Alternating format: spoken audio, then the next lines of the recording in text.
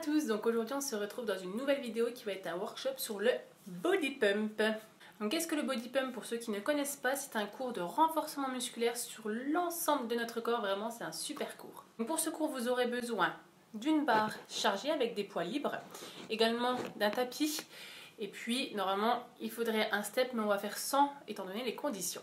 Si jamais vous n'avez pas de barre avec des poids, n'hésitez pas à prendre un manche à balai et ajouter des bouteilles, voire même des packs d'eau ou de lait de chaque côté avec du scotch, enfin customiser un petit peu tout ça, histoire que ça ressemble à peu près à notre barre.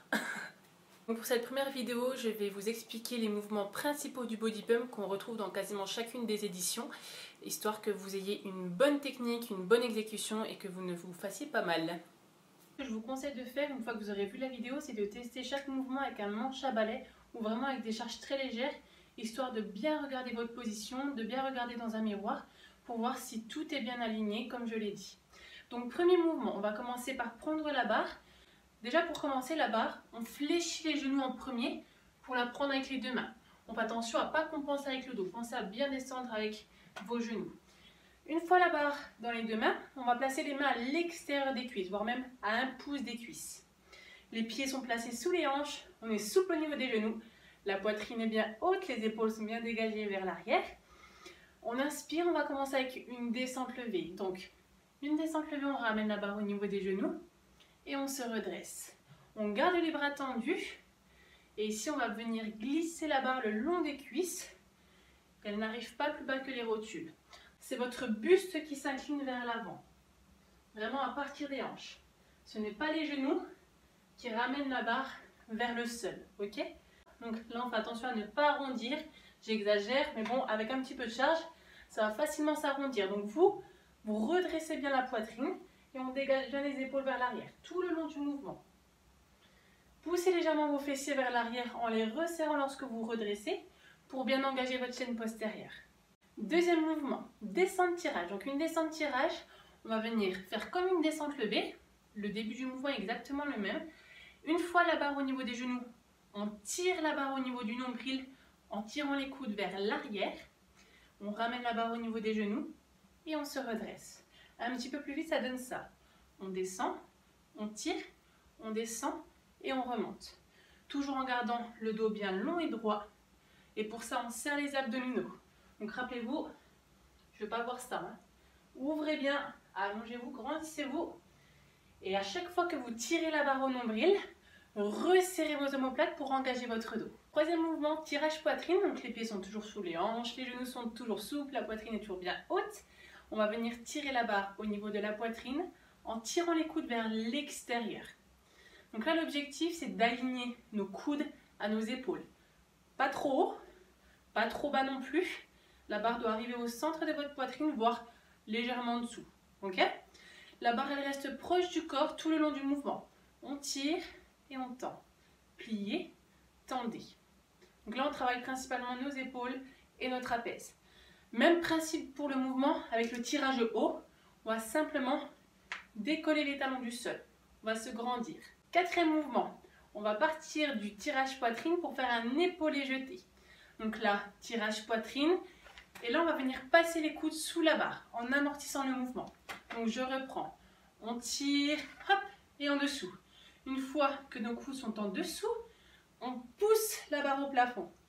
On amortit à nouveau et on repasse les coudes au-dessus. Donc tirage poitrine, on amortit, développé en haut, on amortit et on revient tout doucement. Pensez à bien amortir le mouvement.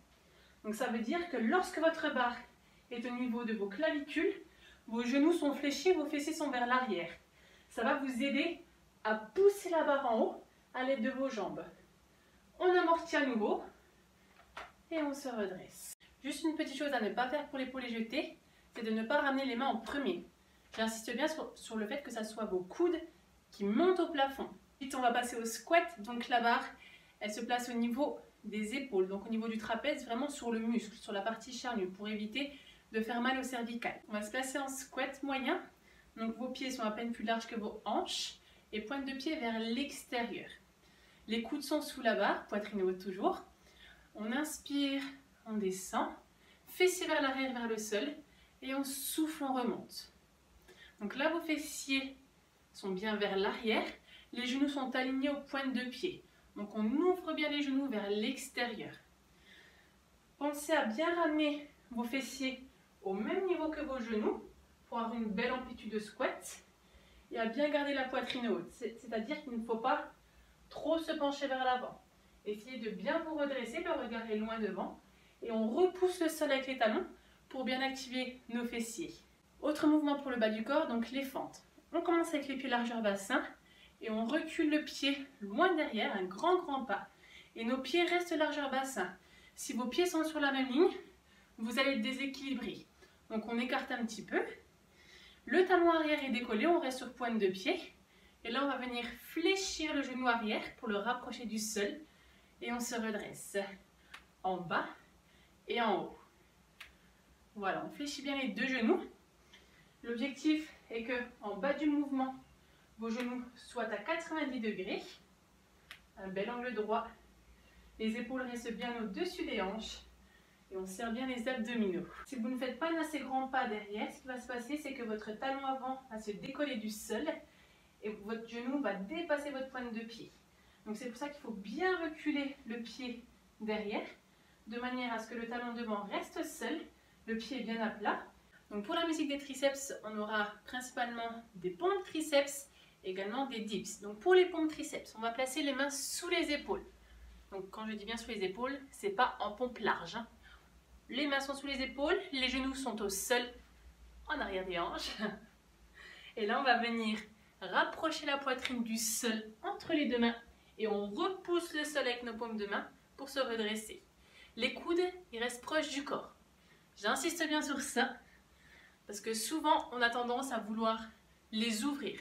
Je ne veux pas voir ça. Si c'est trop compliqué en gardant les coudes serrés, il faut rapprocher les genoux sous les hanches. Et là, on rapproche les avant-bras vers le sol.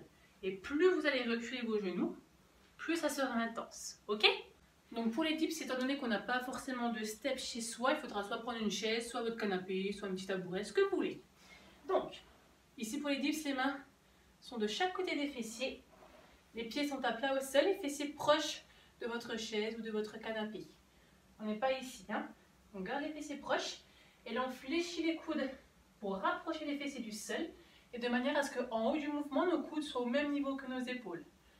Et on repousse avec les paumes de main pour se redresser. Donc on descend et on monte. Si c'est trop intense sur la chaise ou sur votre canapé, on fait la même chose au sol. Donc les mains sont vers l'arrière, les pieds sont au sol. Et là on va venir fléchir les coudes vers l'arrière de manière à se basculer. On laisse le poids du corps aller vers l'arrière. Puis on se redresse en repoussant le sol avec nos paumes de main. On terminera avec un dernier mouvement pour les épaules. Donc ici, on aura besoin de 2 poids libres. Pour ce mouvement, on va commencer avec les mains devant. Donc vos coudes, ils commencent directement à 90 degrés. Quand je dis les mains devant, c'est pas ici, c'est pas ici. Les poignets sont alignés à vos coudes et le coude est bien à 90 degrés. Pieds sous les hanches, on reste souple au niveau des jambes.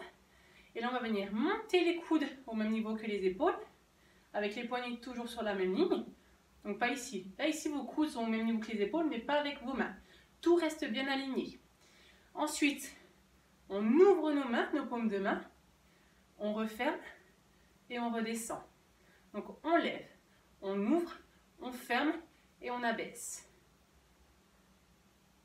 Et là, tout le long du mouvement, si votre technique est correcte, vos coudes restent à 90 degrés constamment.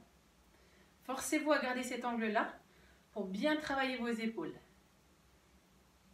Ok, bah c'est tout pour moi, donc n'hésitez pas si vous avez des questions ou si vous avez des suggestions.